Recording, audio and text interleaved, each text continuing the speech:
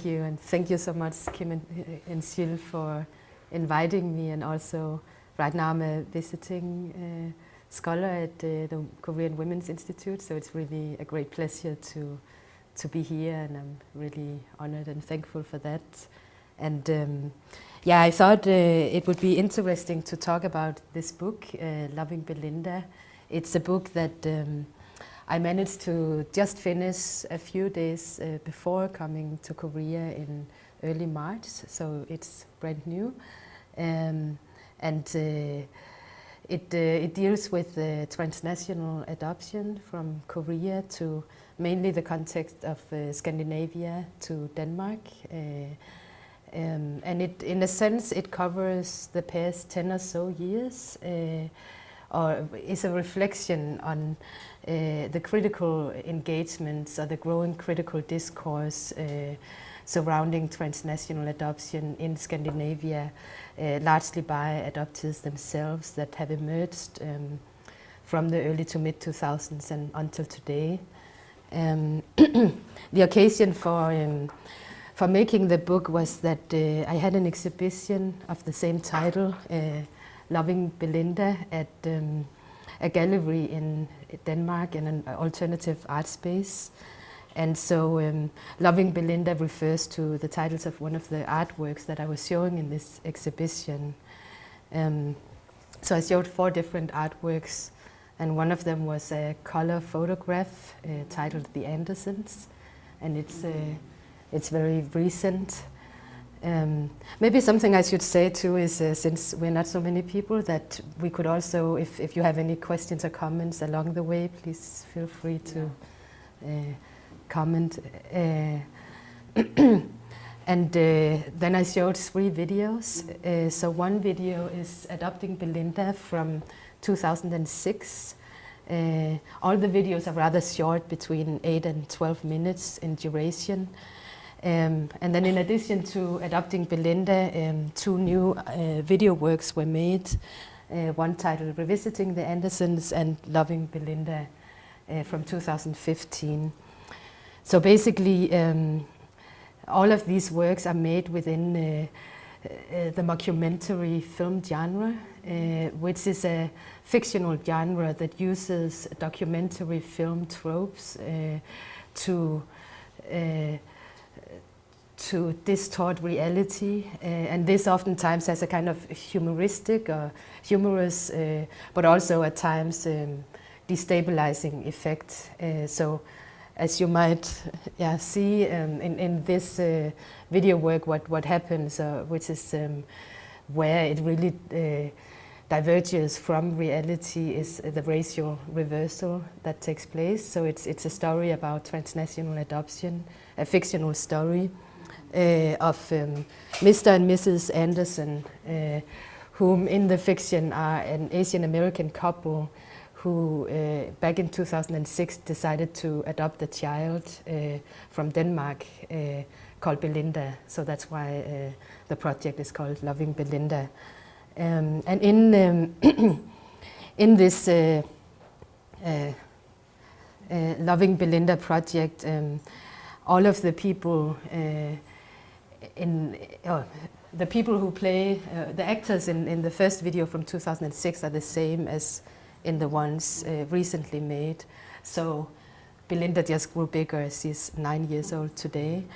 And none of the people who play these characters are real actors. And the videos are largely improvised on the spot, so there's not really any scripted narrative.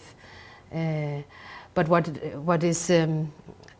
but all the people in the videos have somehow intimately been engaged with issues of transnational adoption, migration, issues of race, anti-racist activism. And so one of them, the adoptive mother, Mrs. Anderson, is me. Yeah. And then Mr. Anderson is played by a Swedish scholar named Tobias Hübinette, who in many ways is really a pioneering scholar in Transnational Adoption. He was one of the first adoptees who received a PhD and wrote a book called Comforting an Orphaned Nation about South Korea's adoption history.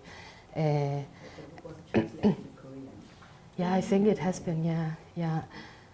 And then the Danish TV interviewer, so in the fiction, this Danish TV interviewer goes to Minnesota in the United States to interview the couple and ask them why they decided to adopt a Danish girl. And he's played by a Danish artist and activist who has been really engaged in asylum politics of Denmark. So,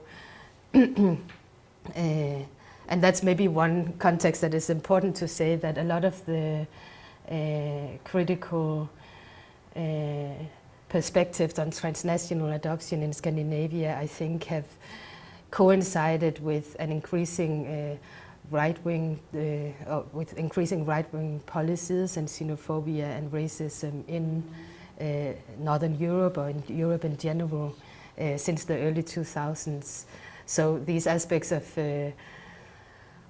race, of a sense of marginalization because of belonging to a racial minority, is something that I think in many ways is a big question for adoptees in European countries, and perhaps also why there is an increasing activism and positioning of adoptees whom otherwise until recently have been seen as a kind of been considered not really as an ethnic minority, but more as being so culturally assimilated to the Danish families that they grew up in, that race has not really been something that has been discussed alongside with transnational adoption. But that's something that is changing because of how adoptees themselves discuss their subjectivities in this increasingly xenophobic climate in Europe. So in some way, the adoption, transnational, especially Asian adoption issue got emerged because of xenophobia, the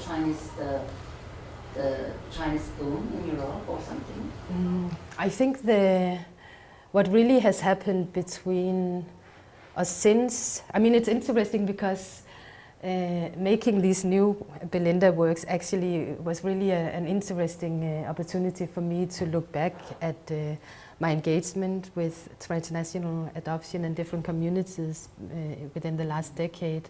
And when we made Adopting Belinda back in 2006, I think still at that time transnational adoption in Denmark was largely seen in a very favorable light.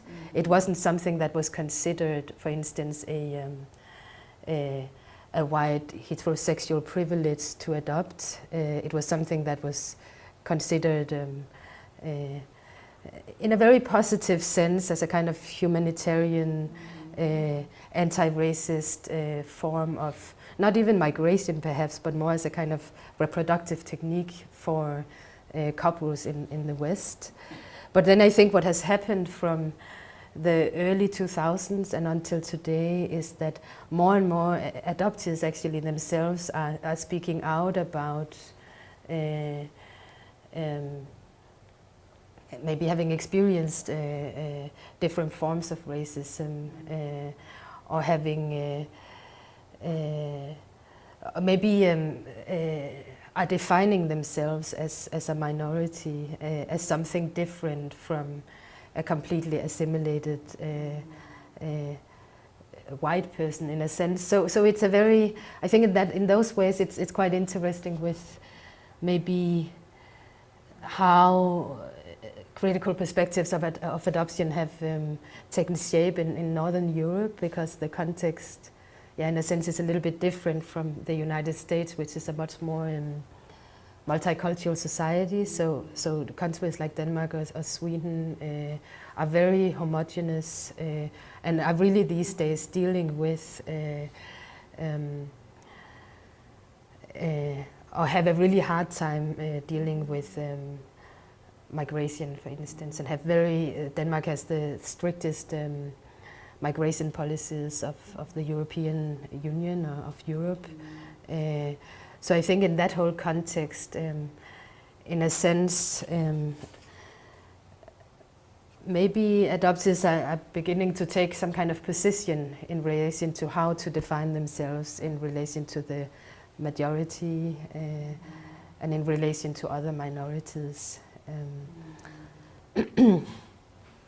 So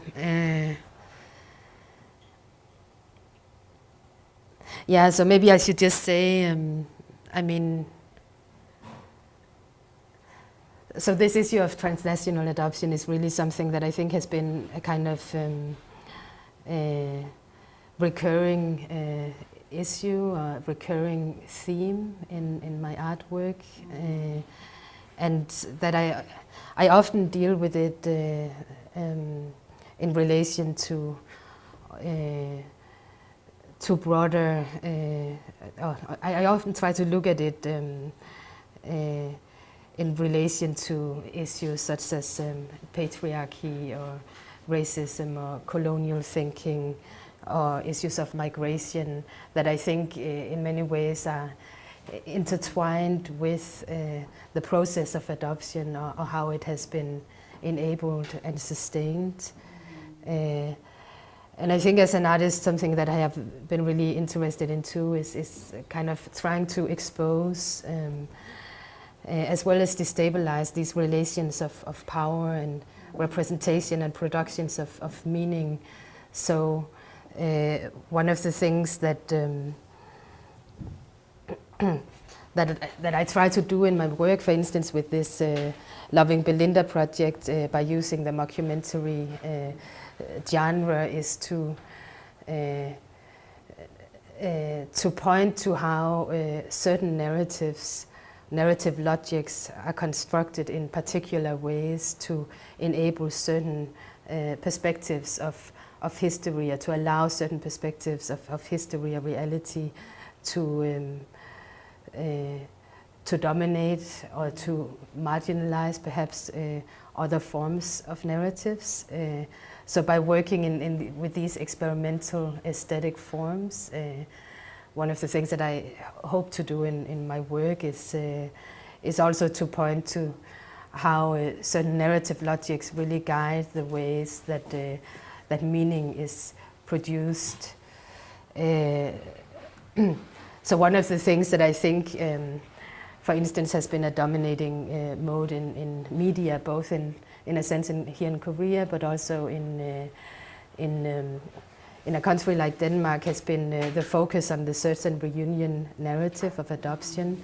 For instance, in TV programs like Achimadang, and Denmark has a similar kind of program that oftentimes focuses very much on the reunion scene and on emotions and on the personal narrative of individual adoptees. But in a sense, what happens with these forms of narratives is also that they isolate a focus on adoption as a longer historical process and as a process that is connected to, for instance,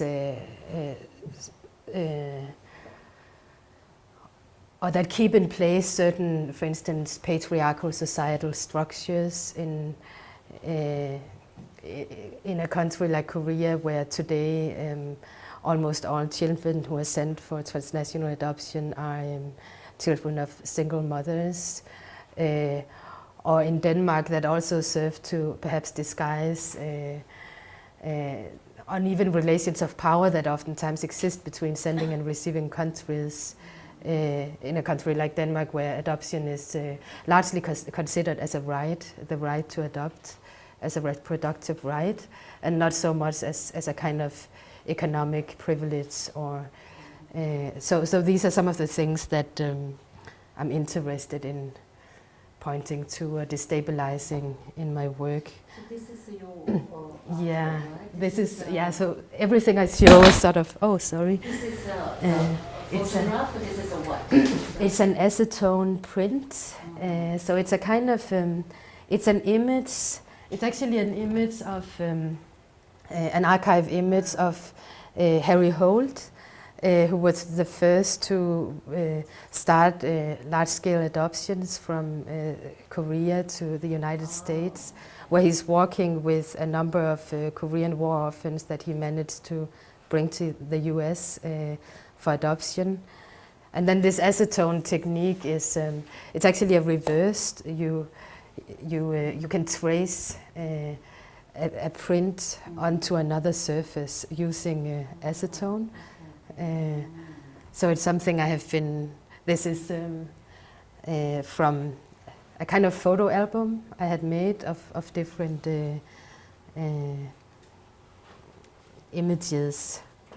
So yeah, I didn't really, so I'm talking a little bit outside of the publication now and just showing some image examples, more just to resonate visually perhaps.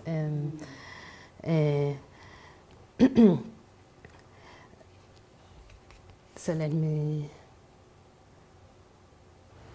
So this transnational adoption issue is kind of your very, one of your main theme for your artwork. I would say it definitely, yeah, it serves, I think, very much as an undercurrent in much of my work. So a lot of my work has directly dealt with transnational adoption, oftentimes in relation to other histories. So for instance, transnational adoption in relation to a colonial amnesia in Northern Europe, which I think in many ways, so Scandinavia is per capita the region in the world that has adopted the most children out of any countries. And it's quite interesting because these are countries that I think generally are known for their social welfare system and for their, you know, for being kind of for their humanitarianism. And I think this kind of humanitarian narrative is also one that plays really strongly in arguments for adoption in the Scandinavian countries. So a kind of self-image of being particularly anti-racist and humanitarian. And in a Korean context, I have been looking at, for instance, transnational adoption in relation to what I've been trying to look at why did adoption emerge, and oftentimes it emerged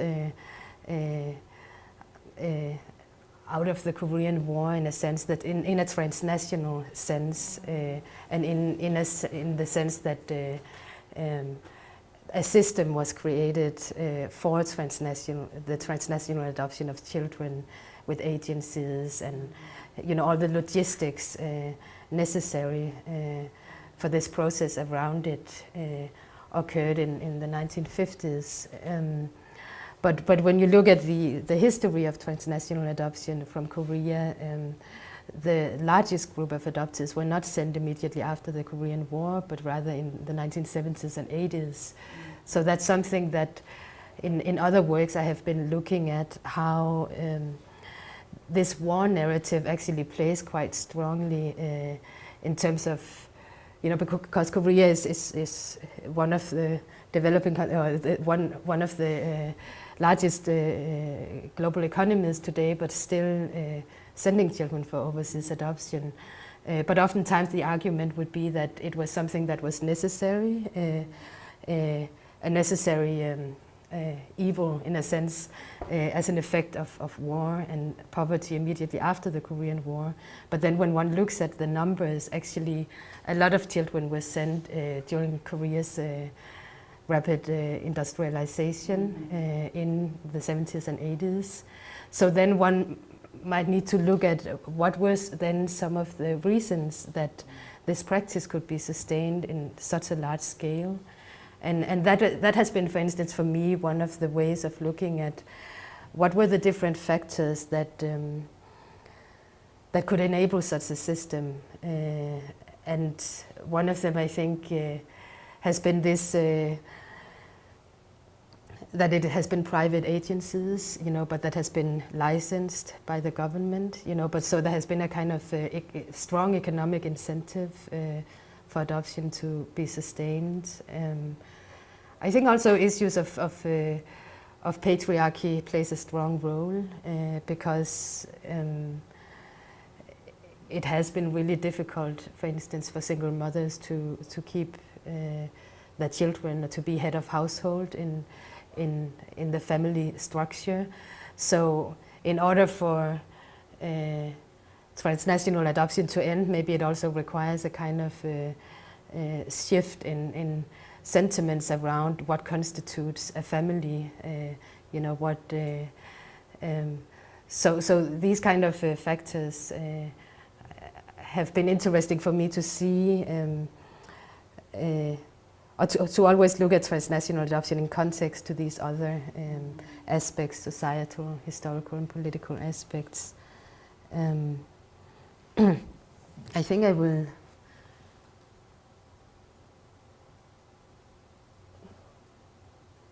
maybe I will skip to the publication now. So the printout has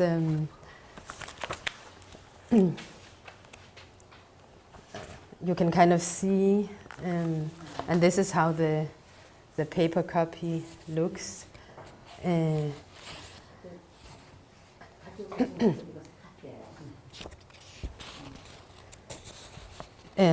So the way this book was made, in a sense, was that I wanted to, the works that I was showing before that are made in this mockumentary format and that are fiction, on the other hand, very much respond to real events. And a motivation for making the new works was to look at the shifting discourses that have taken place concerning transnational adoption in Northern Europe within the last 6-7 years, because it's really been a tremendous shift from adoption being looked upon very favorably to very heated debates in newspapers, in television, about the adoption system, the whole system being revised on a parliamentary level and so on. And some of the reasons for this has been that there has been very publicized scandals, for instance, of child trafficking, of illegal adoptions, and also that more and more adult adopters are speaking out themselves, so coming with these alternative perspectives. So a way to create a relationship between this fictional narrative and reality was to take these newspaper headlines. So I made a selection. Basically what I did was I tried to, I collected all the newspaper articles that have been written about transnational adoption in Denmark between 2006 and until the end of 2014. And it's also interesting because you can really see an exponential growth of the public debate around adoption. And also, I think what the headlines reflect is that there have been a number of different categories, maybe, of discussion around adoption. In the very end of the book, in the printout, under the list of figures, there's translations provided in English. But so it really shifts a lot from the mid-2000s to being from the perspectives of adoptive parents. For instance, all we can do is wait. So adoptive parents complaining that they have to wait so long to receive children. Articles that say when children become a right, when it's something that is not considered a privilege, but it's something that people consider as a right. And then later on, they become, there are more articles that are critical or questioning the adoption system or questioning the economics behind it. So it was a way to construct the book. So first you enter this more realistic element of it, and then as you proceed, here's a contents page. It's divided basically into 3 sections. So the first section, now it's as if my shows excerpts from the artworks in the exhibition, the Belinda project. And the second section of the publication consists of conversations. So conversations between me and the other actors in the publication, who have also been engaged with transnational adoption. So for instance, Tobias Hübinette that I was mentioning before. And then the last section is a series of essays and presentations.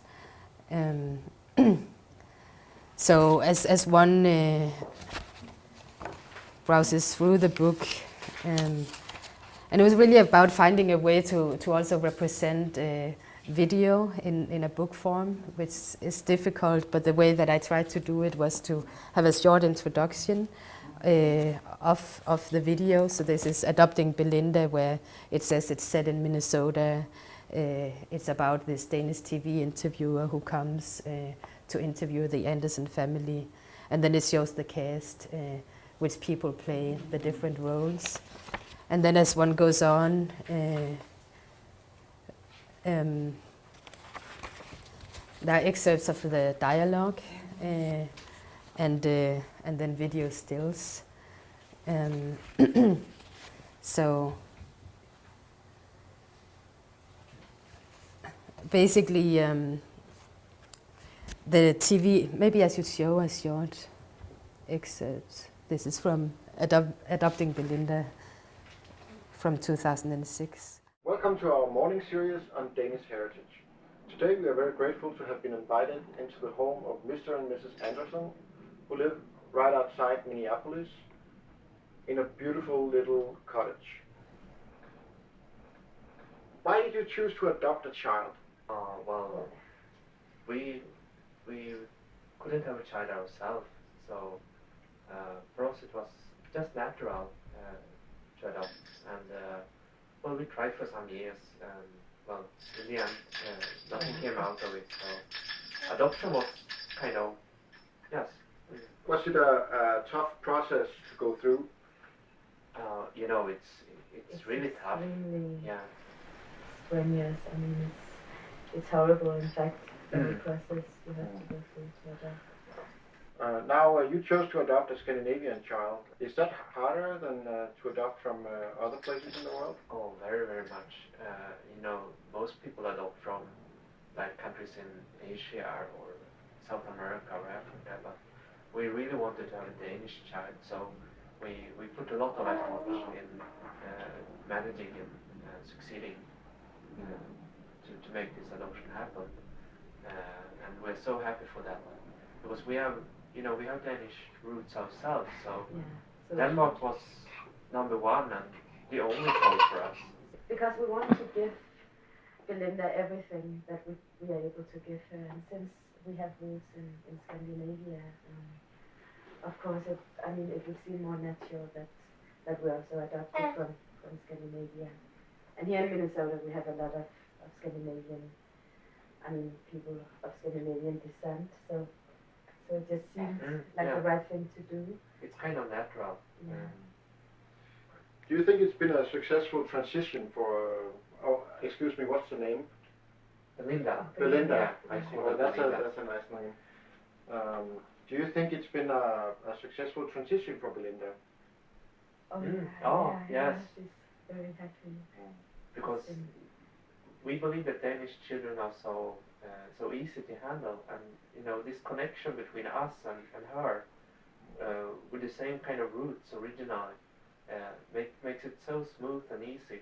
Yeah. So this attachment process, which so many people worry about, we never did that actually.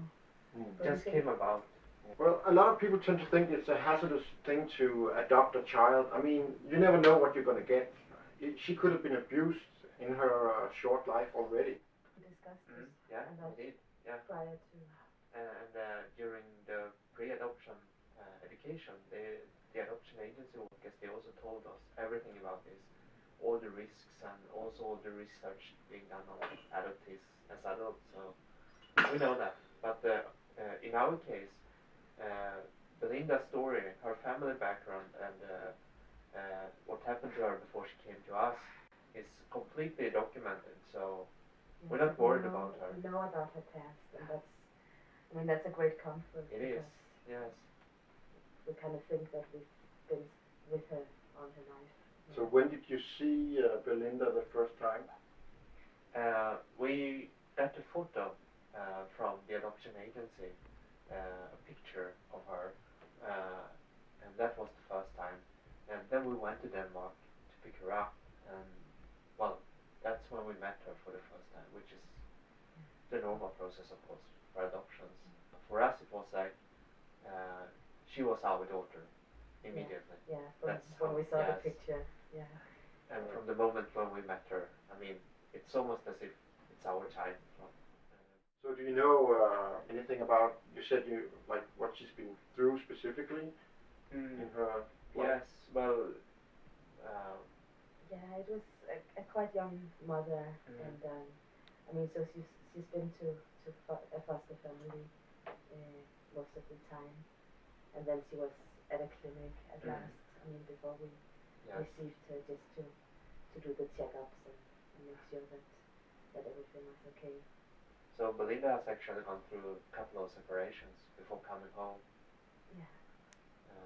And there is also this issue with, well, in Denmark, you know that they drink a lot there, and especially young people, and I mean it's a country where even women smoke a lot, so they have, well, there are those parents who have problems, and so, well, it's not only that we are helping Belinda, in a way we're also helping the Danish people, because she will, I mean, her chances to get a good life, I mean, you cannot compare if she would have stayed in Denmark. It's impossible with such a, I mean, of course we feel kind of gratefulness to her Danish mother, but we also feel we are helping yes. an unfortunate young woman, and I mean,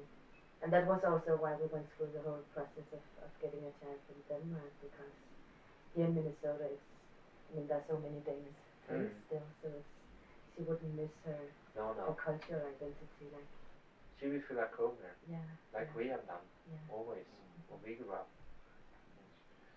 Did you ever talk to her mother? No, we didn't.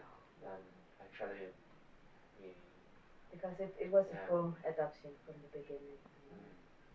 Yeah, we believe it's good to separate. Yes.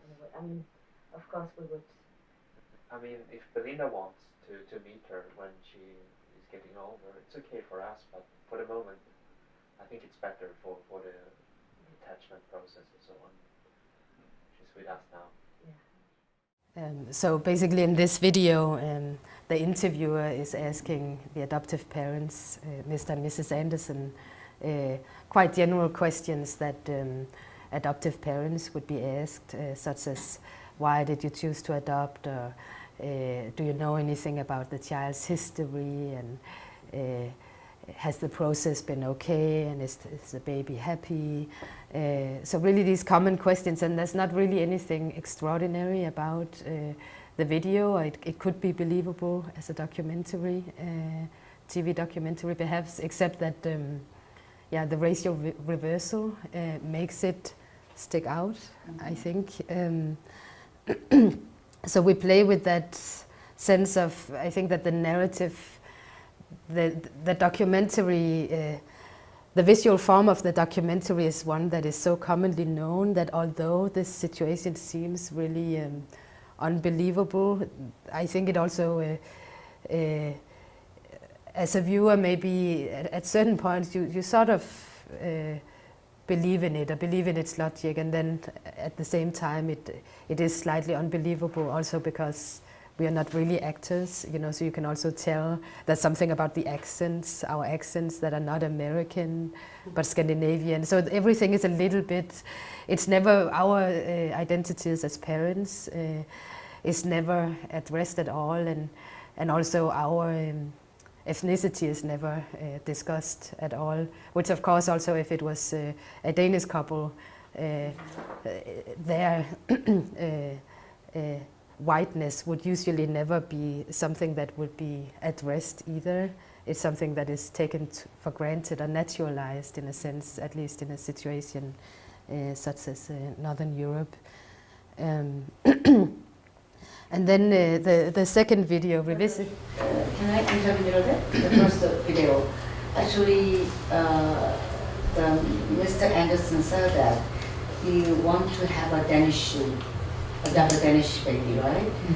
But the anchor did not ask why Danish baby. He's not asking about the question, or just in this video. Yeah. You mean like he asks,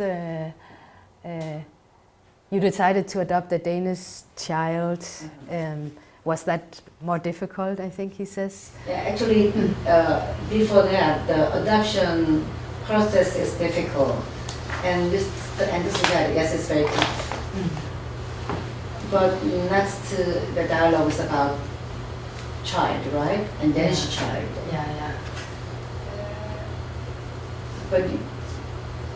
But in this documentary, Anchor is not asking why you wanted to have a Danish child. He asks, he says, now you chose to adopt a Scandinavian. Now you who made this documentary does not intend to help to make this kind of question, or just to show, I don't know, an unusual case. If some couple wanted to have a Korean baby, then... No, I mean, so what happens in this fictional narrative is that they say they would really like to have a Danish child, and then their argument, and of course everything is a little bit twisted. It's not really, they say that we have Danish roots ourselves, which doesn't really make any sense, you know, or at least we don't know in what way they have Danish roots, but at least they assert that they have some kind of Danish root in some way or another. But then they also say, for instance, we believe that Danish children are so easy to handle. You know, so this is a cultural stereotype.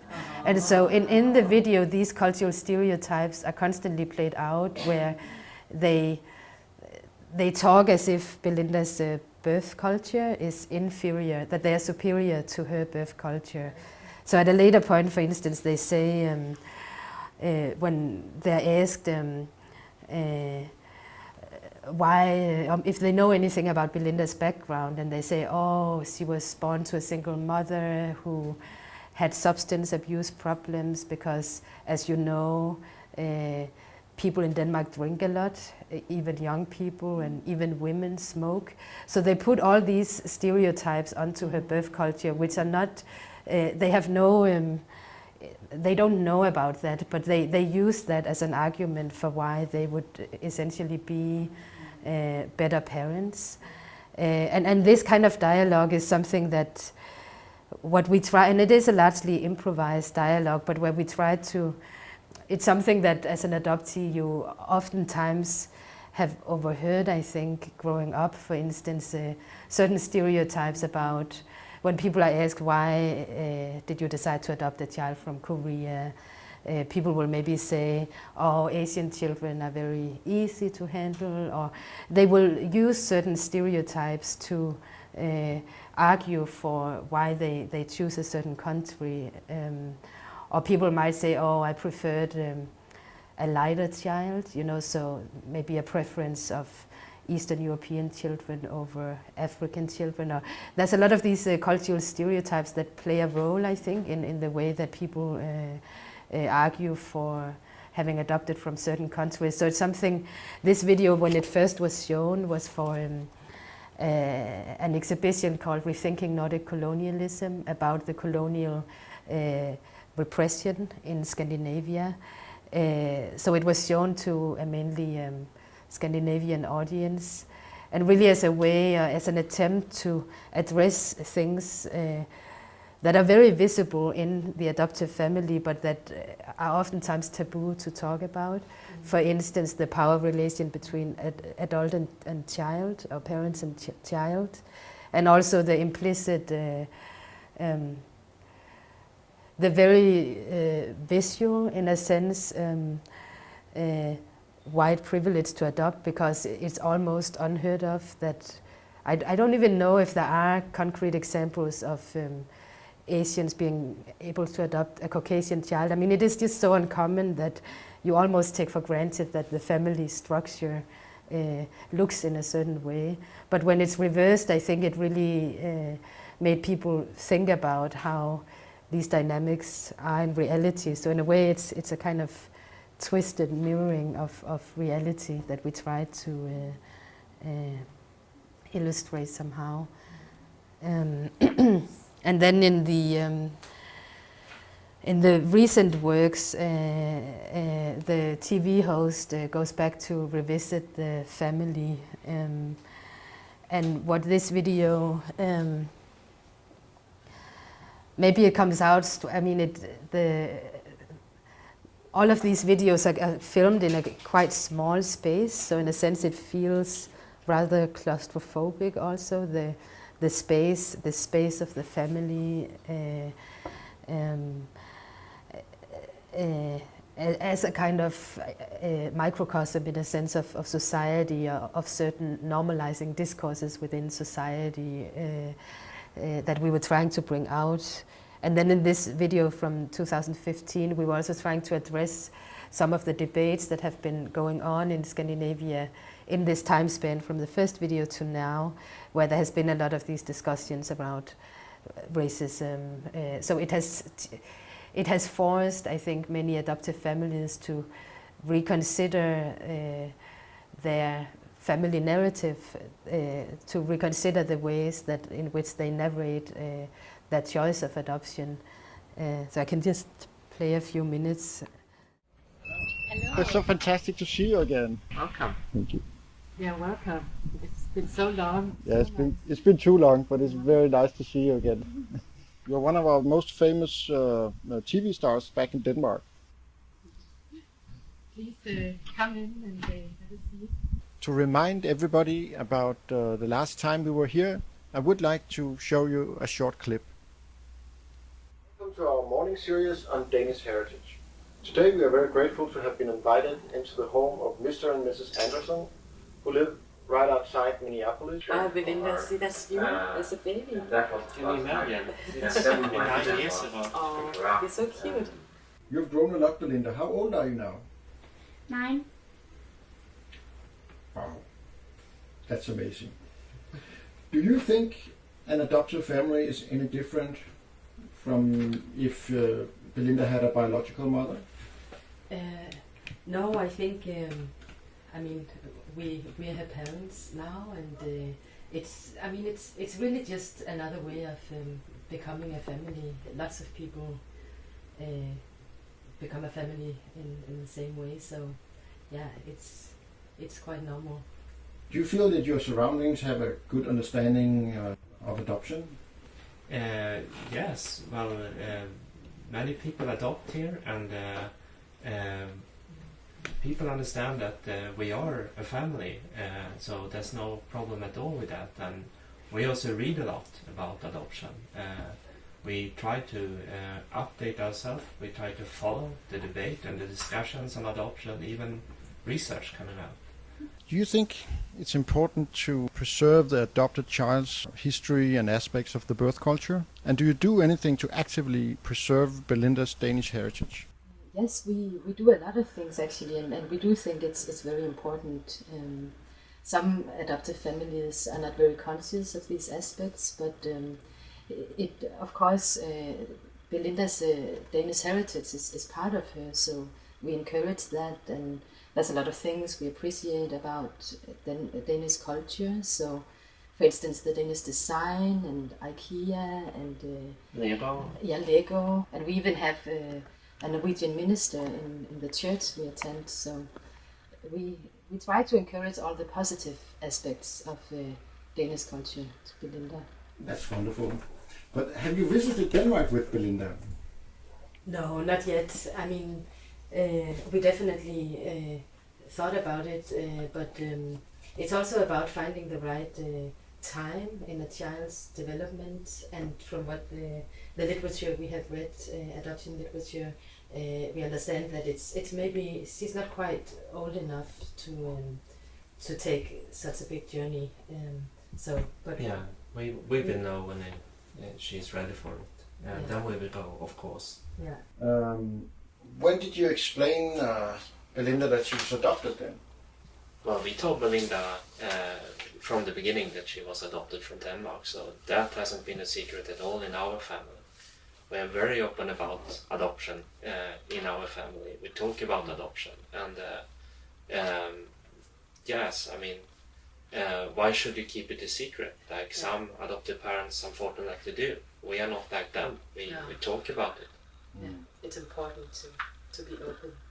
Yes. Maybe some of the more uncomfortable questions, but does Belinda ever talk or ask about her biological mother? We call her the Denmark mother. Yeah.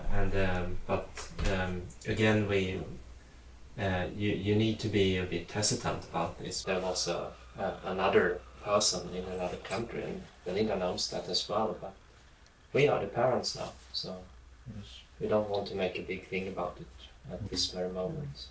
Of course. As an interracial family, do you encounter prejudices or problems with racism? Not really here.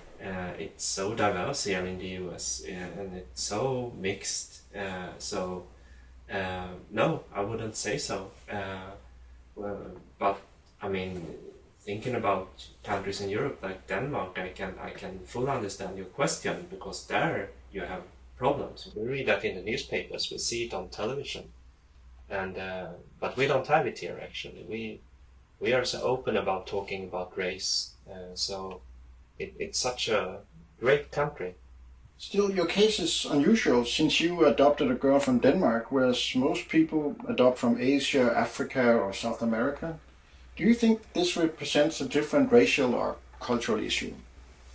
Well, it's something we've always been very conscious about, and quite frankly, I think there's a lot of problems connected to adoptive parents in the West adopting from countries, for instance, in African countries, because there's this whole colonial aspect, and there's also, I mean, there has been a lot of cases also, as we have followed in the Danish media, of corruption and child trafficking and all these terrible things that, of course, we would never want to encourage. So I think in that sense, we're very happy that we adopted Belinda from Denmark, because we can make sure that there's not these kind of issues in our case. How can you be sure that there were no child harvesters or corruption involved in Belinda's adoption? We are against the whole system of corrupted adoptions, and we didn't take part in that. So I think we already answered your question. There's definitely not this kind of issue with Belinda's history. When we choose Denmark as the country of origin, I mean that's a security in itself. I mean, there's no colonial relationship at all between the US and Denmark, for example. It's an equal situation that we actually entered into. So, but it was really, I mean, then later on in the book, there are different conversations with the actors in the book. In a way, the conversations goes a little bit behind the scenes of the video, but also talk more broadly about, or retrospectively, about this past decade of critical adoption discourse in Scandinavia. But so, I mean, for instance, me and Tobias Hübinette, the adoptive father, we have a conversation about how it was to play this role because I mean it was a very we had a lot of fun on the set of making the video, so it was really, and he was talking about, for instance, where he says that playing or becoming the adoptive parent to a white Danish child, of course, was a really weird but also very rewarding experience for me, he says, because for the first time in my life it was possible to speak about these topics without being interrupted or questioned at all, because the authority and agency were already there, because the position of power in speaking about adoption for so long has sort of been dominated by these adoptive parent and adoptive agency narratives. So in a sense, yeah, the dialogue that emerged in the fictional video, in a sense, felt really easy to appropriate because a lot of these stories are so, yeah, commonly in place, in a sense. And then the last video, Loving Belinda, is has to do with attachment therapy, or it deals a lot with the emotional economy within the adoptive family. So attachment therapy is something that has become increasingly a form of therapy used for adoptive families in the United States, but also in Europe. And it has had quite fatal consequences in certain instances, because basically what oftentimes happens is that the child, if there is some kind of problem in the family, often the child will be diagnosed with an attachment disorder. But what this diagnosis oftentimes serves to do is to place all the problems on the child, instead of saying that there could be attachment issues within the adoptive family as such. Then all the traumas or problems related to the family is then placed in the child's past. You know, the traumas that the child suffered in their birth country or before the adoption. And what becomes a cure or a healing factor then is the therapy and the adoptive parent's ability, in a sense, to heal the child. So this is something that in some of the very powerful adoptive parents associations in Denmark, these arguments have been used very strongly, and in some ways serve to pathologize the child, while the parents, in a sense, can retain a kind of maybe self-image as kind of saving the child. So this is something that this video deals with, and it takes place in a horse stable or horse rings. So Belinda, the horse is also used for her therapy. So it's I can show a short. Has Belinda been diagnosed? Yeah, the second therapist that we saw and whom we're really happy with is an expert on adoption issues and attachment disorder, and that person also diagnosed Belinda with an attachment disorder. And that was a relief for us, of course, because then we understood that this wasn't really our fault. This is something very common, and it is also principally about her, what happened to her in Denmark before she came to us. Yes, because how much do you know about Belinda's past before she was adopted? She was born to a single mother who most likely had substance abuse problems. It's not just the emotional impact, but maybe also medical, physical. There has been some medical issues too. How many therapists have you seen in relation to the attachment problems? Maybe in total 3 or 4.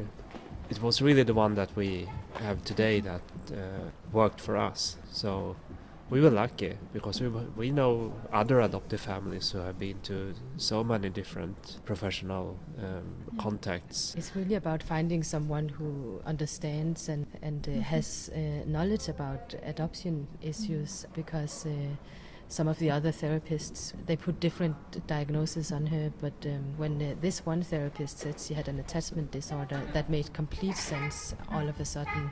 Yeah. It completely described all the issues that Belinda has. And it was also a relief to us, because it's easy as a parent, of course, to blame yourself in a way, because, you see that your child has so many problems and it's difficult for you to help. But the therapist was so good at also saying that it's about placing the problem. Yes, because can you explain a little bit more in detail the cause of the attachment disorder? Well, it's basically about all the separations that Belinda went through in Denmark. Mm-hmm. And they are at least 3, as far as we know, but they can be even more. We don't know that. We know the documented separations, and they are the one that we call the Denmark mother, her birth mother, and then it's the foster family and the institution. So before she came to us, even though she was so small, she had went through 3 fundamental separations, and I think that basically says it all. So you think that is the cause of Belinda's problem? Absolutely. All that taken together created this situation. That is what we were told, and that is also what we believe. You said before that you have seen at least 4 therapists. What forms of therapy have they recommended to you? Well, the one we have really been following recommended holding therapy. So that's something we have done a lot and very intensely in the beginning. Ewha is also another element. Because he suffers from this attachment disorder, the therapist recommended that we shouldn't have a lot of people holding and being very close to Belinda. It's important that it's just the 2 of us, but that it's okay with an animal. You can have a contact with Ewha as well. But we also needed to tell our families. Stay away a bit. Yeah. Do you feel that now the process has come to an end, or is this therapy going to continue? I think we will probably continue it because it's so helpful, and we don't want a backlash to happen. I mean, considering everything that she went through before she came to us, all the traumas in Denmark, it takes a long time to heal, basically, for a child who is so vulnerable. So we will definitely continue with this therapy with Ewha. And as we both agree upon, it's also enjoyable for us. I mean, she'll even sometimes come, to sit on our lap, especially on my lap. Sometimes it's a little bit harder for Per, but, she really, after we've done these holding sessions, she'll just come over and give us a big kiss and say she loves us. It's so amazing to see, because she used to be so withdrawn and she had so many issues before. And have you been in therapy yourself, for example, in relation to your infertility at some point? No. Why should we? I mean, we accepted that. It's no problem. We choose to adopt, and that's just another way of having a child, right? We accepted that. Yeah, we don't have any issues. Do you feel that Belinda has accepted both of you equally as her parents? To be honest, actually, maybe not. It is true, as Jenny says, that the therapy works for their relationship pretty well now.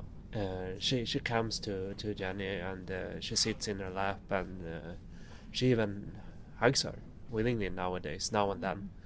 But with me, it seems that she hasn't really accepted that I am her father.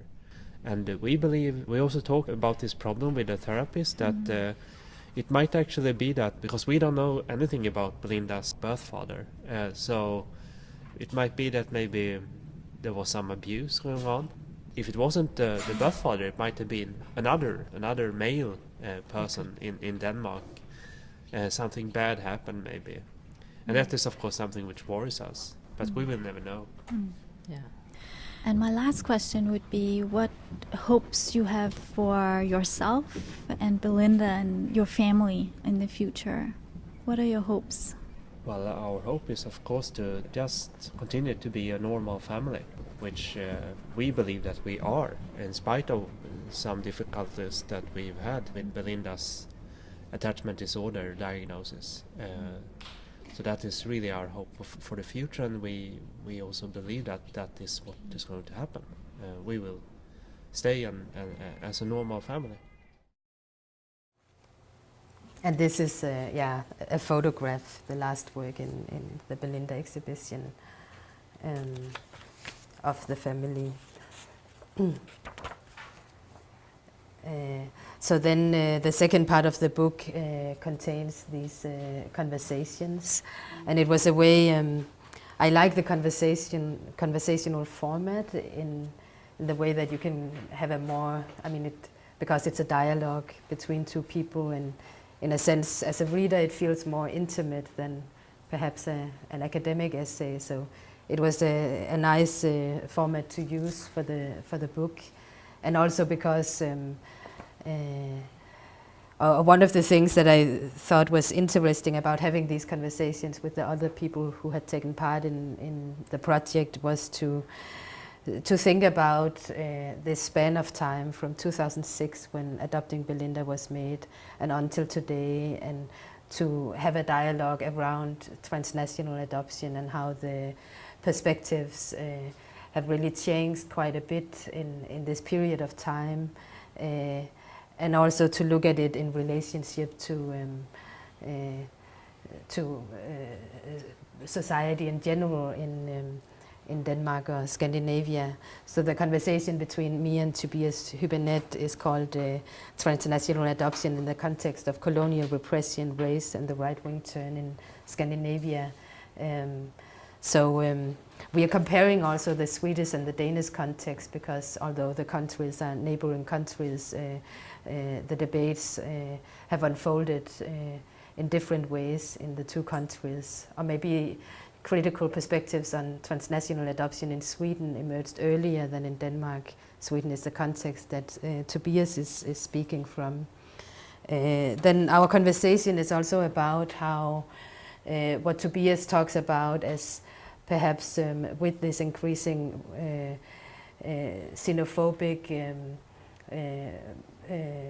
public or the xenophobic sentiments in the public in Scandinavia nowadays, that has maybe also to do with why we see this emergence of critical perspectives, because in a sense adoptees are forced to take a position in this debate, of whether to identify as just Danish or whether to affiliate with other minorities, or if they even have a choice anymore of identifying with the white Danish public. That's maybe the question, or that's maybe not as easy as it were in past decades, where adoptees would sort of belong to a Danish majority because it's a culturally assimilated migrant group. So that's some of the things that we are talking about in our conversation. And then there's another conversation between me and Morten Gold, who's the TV interviewer. And Morten Gold is also a visual artist, so we also have a dialogue around how each of our artistic practices in different ways have changed over this course of time. Morten Gold is he's an artist and an activist, and used to do a lot of artistic projects in public space, but nowadays he more or less set aside his artistic career and is the daily director of something called the Trampoline House, which is a non-profit organization for asylum seekers in Denmark, so working for a more just asylum politics in Denmark. and talking about one of the things that have happened in the Danish context is that the right wing has really taken on the notion of the freedom of speech as a right wing argument, and he talks about what happens when that becomes a right wing argument, the freedom of press and the freedom of speech to marginalize different minority groups. I don't know if you're familiar with one thing that happened in 2005 was the publication of cartoons, caricature drawings of very Islamophobic caricature drawings of the Prophet Muhammad by a Danish newspaper. And this became a huge issue and made it, really put Denmark on the map as kind of a racist country. But the right wing has really used the freedom of the press as this argument to be allowed to publicize these drawings. So it's also very much what happened just recently with the French newspaper. And then the third conversation is between me and Lene Myung, and I'm not sure if some of you are familiar with Lene Myung's work. She's been tremendously important for the critical discourse on transnational adoption in Denmark, and has written about the emergence of adoption critiques in Denmark, and also about remigration movements, the importance of remigration movements to Korea, and how that has really played a huge role both for the community or activists and networks here in Korea, but also how adoptees who come here for shorter or longer periods of time then bring a lot of their new knowledge and networks back to countries in Europe or the US. So this transnational dialogue is really also what has fostered the adoptee community. And she's also talking about how she's an academic, but how it has been really interesting for her when she started doing her research in the early 2000s, that what I think is so inspiring also for me as an artist is that there has always been a really close and productive dialogue between artists and activists and academics, adoptees who work with some of these issues. So this mutual kind of dialogue between scholars and artists has also been quite interesting. So I thought what I wanted to just briefly present as well was a few of the artist collectives that I think, that have been important or informed my artistic practice, but also so one of them is UFO Lab, Unidentified Foreign Object Laboratory, and it was a group that we established in 2004, me and 4 Scandinavian women artists. So UFO Lab created a lot of collective artworks, mainly performative performances, oftentimes in public spaces. We also created different events, exhibitions, seminars addressing adoption, issues of racism, colonialism. And another group that has been informative to me as an artist has been this group Orientity, which we established also in 2004. So a lot really happened around this time, the early 2000s. In 2004 was also the first time for the International Adoptee Gathering to take place in Korea, where I think it was attended by around 400 adoptees from all over the world who came to Korea, and it really brought public attention also in Korean society to transnational adoption. And this group identity was not only by adoptee artists, but a broader diaspora spectrum. So Adele KSK, who's a French adoptee artist, Raymond Han, a Korean-American artist, myself, and Mihi Nathalie Lemoine, who has been really fundamental for the artistic networks for adoptees, but also much more broadly for Korean diaspora artists. She has created different anthologies of overseas Korean artists' works. She has also worked for many years. She was one of the first adoptees to move back to Korea in the 90s, so she has also done a tremendous amount of work on family birth certs and really been very active. And then the Japanese Sainichi artist Hachi Oh. So we did a number of different exhibitions together in different locations, and I think what was interesting about our entity was also that with the exhibition it managed to travel to different countries in Asia, but also Canada and France. So we had some very interesting dialogues with people in these contexts, and we would invite local artists to take part in the exhibition in each place we exhibited. This is one of the sort of early our entity exhibition shared works, where we went to our adoption agencies with our adoption numbers. It's a very direct statement in a way. So we would go to the agencies in Korea, but then when we exhibited abroad, we would also go with the numbers as an action to the Korean embassies abroad to put attention to adoption. And then the last part of the publication is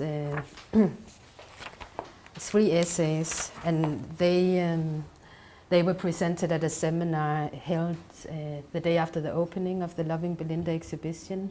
And the title of the seminar was Tactics in Contemporary Art, Addressing Race, Migration and Coloniality.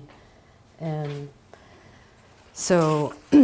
these people providing essays are mainly art historians, curators, who have been engaged with these topics. So one of them is Marianne Peng Huang, who wrote this essay, Artistic Research as Critique in Loving Belinda.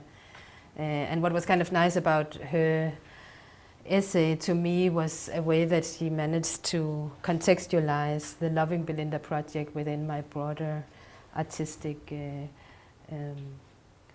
work, because as she rightly mentions, the Loving Belinda project is quite different from some of the other artworks I've done that are in a lot of ways more extensive in the historical and geopolitical scope. So one of the projects she mentions that you're also a bit familiar with is the Dissident Translations project around the political history of Jeju Island. And these are some installation images from that exhibition. I'm not going to show video excerpts, but where and another work she mentions is The Woman, the Orphan and the Tiger, which is a 72-minute narrative experimental film from 2010. And so where Loving Belinda very much deals with the Scandinavian context, The Woman, the Orphan and the Tiger for me was an attempt to try to look at adoption within a Korean context and within a longer history, and also to connect transnational adoption to other gender histories affected by militarism, and so what the film does is to create what I think of as a type of strategic genealogy between transnational adoption and the history of the camp towns, the Kichichans, and the former comfort women history. Not in any ways to say that these histories are the same or even similar, but that there were certain structural components or mechanisms that enabled the marginalization of these groups to take place, or the silencing of these groups to take place, and how they share in some ways certain aspects, certain structural aspects. So this kind of work, as opposed to Loving Belinda, is much more layered, works with multiple layered narratives and fragmentation, incorporates archive material, and so it's a very different type of aesthetic. I can show a few minutes of, this is the beginning of The Woman, the Orphan and the Tiger. Trying to figure out how I can talk about something that is unseen, that most people don't believe in. Something really horrible, that the secret itself, or the gap in one's speech, gives rise to a ghost. Anyway, personal illness also is wrapped up in this. So I started to look into where trauma may come from. So I started to explore that somehow we are entangled in a way that seems almost impossible to get out. What we can quantify is not just what our parents don't talk about, but it's also very complicated. Take a moment, then this would be a difference from speaking with pain, taking the place when you are 8, sleeping to They want to think of the adoptee as being the when you are sleeping. What if nature in the body is not always sleeping? What if the part that matters is mute without reason? Recall an image from your childhood. How the parents sometimes their eyes, how the memory is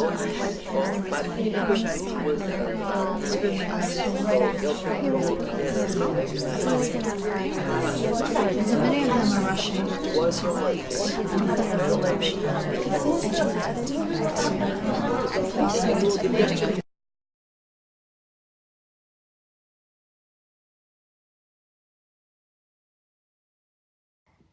Person, place, or thing. Key, bell, star. The last notes of Andante, a series of high Gs against the dark forest of A flat. Listen. These sounds are the things that we cannot talk about, things that we cannot name, but vaguely in metaphors. And although the end is approaching, it seems now that there is no true beginning except the one we mark officially with once upon a time.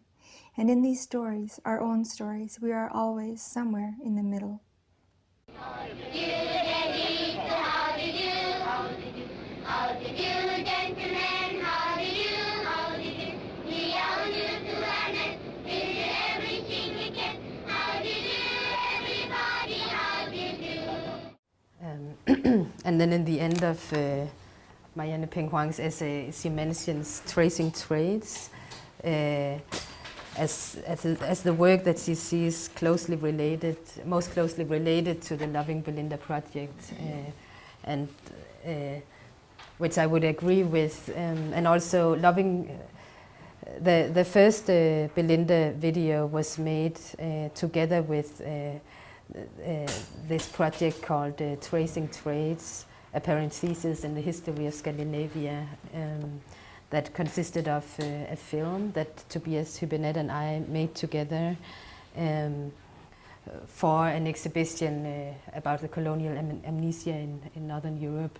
So really, I mean, something, I think the reason that these issues are coming up nowadays in Scandinavia is also because Denmark has not really dealt with its colonial history in a way that perhaps France or the UK or other colonizing countries in Europe perhaps have done at earlier historical moments. But in many ways, Denmark has not even really considered itself a colonial nation until recently, although, for instance, Greenland has been a colony of Denmark until very recently, and Denmark actively participated in the transatlantic slave trade and all these things, but have not really considered that as part of its history or look. I think a general sense is also that colonialism is almost looked upon with nostalgia, a nostalgia for back when Denmark was a large nation and so on. So I think that's why some of these issues emerged now and maybe not as in some other countries decades ago when there was a push to do so. So as a counterbalance to Loving Belinda, which in many ways is a quite humorous video too. It's very light. It's a light way for people to enter this these issues. Tobias Hübinette and I also made Tracing Trades, and I'll just show a few minutes just so you can see how different it is aesthetically, perhaps. And that also talks very much about this dilemma of being caught in between, perhaps, these different cultures.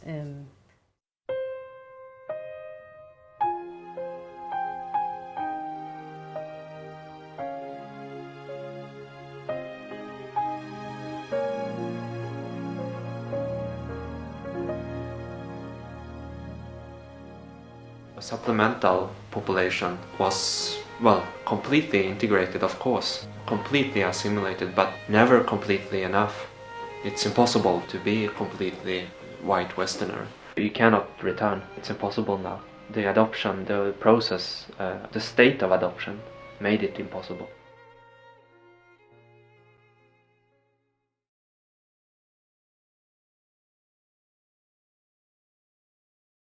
Peter Paul Rubens' Korean Man is the first known work of art by a Western artist depicting an image of Korea.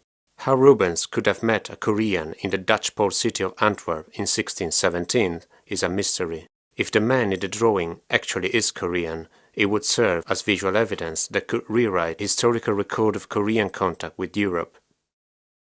Even if what is done cannot be undone, there can be no healing before there is reconciliation. No reconciliation before there is recognition. For this recognition to take place, history must be once again dissected and reconstructed.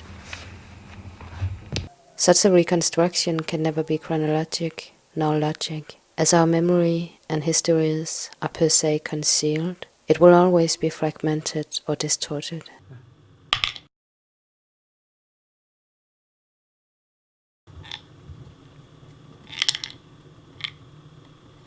About Nordic colonialism. It's about something much more. For the future, it's very much about battle about the history, not just how to view the history, but to create the history of ourselves, why we came here, why we are here, why our children will be here. As adoption is portrayed in such a positive and anti-racist and even anti-colonial way, our task must be to remind Western people, Europeans, Americans, Australians, that they've done this before. For hundreds of years, they've done this. They have transported non-Western, non-white people in huge amounts and commodified them, and they transported them forcefully. Yeah, so as opposed to this Loving Belinda project, these larger scale projects, as I would call them, Tracing Trades and The Woman, the Orphan and the Tiger that I showed some excerpts from, and also the Jeju works I've made,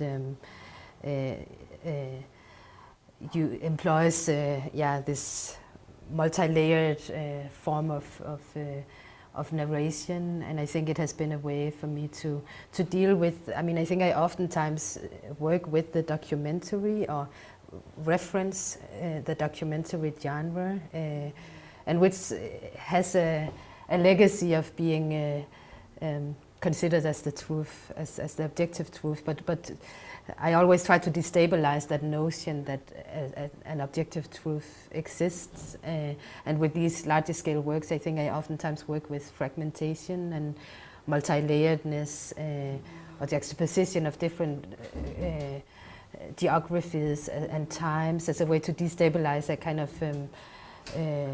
linear conception of history, and to complicate those notions. So it's a very different way of, a very different type of aesthetic perhaps than in the Loving Belinda works that are really condensed and that deal with this intimate situation, the intimate situation of the family versus these broader works. So it's two different maybe ways of engaging. And I don't know, I think I've talked too much maybe. Maybe I should end and we can have some, yeah. Thank you very much.